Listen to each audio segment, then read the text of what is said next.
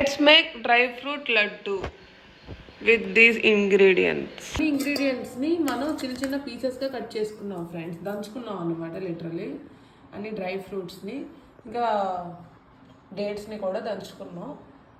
ఇలాగా గీలోన ఆ dry fruits అన్నీ వేసుకుని మనం హీట్ చేస్తాం అన్నమాట ఫ్రెండ్స్. ఇప్పుడు నెయ్యి వేసుకున్నాం, ఇప్పుడు డ్రై ఫ్రూట్స్ కూడా వేసుకుంటున్నాం. కొంచెం గీ వేసుకుని మన ఉన్న ఖర్జూరం కూడా వేపుకోవాలి ఫ్రెండ్స్ కొంచెం.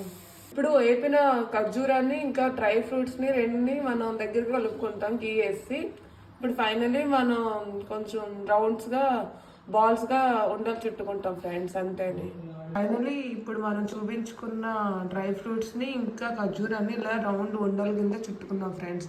డైలీ మనం మార్నింగ్ ఒకటి ఈవినింగ్ ఒకటి అలా 2 చెప్పులు తింటే ప్రోటీన్ మంచిగా అంది, హెయిర్ గ్రోత్ హెల్త్ గ్రోత్ బాగా అవుతుంది ఫ్రెండ్స్.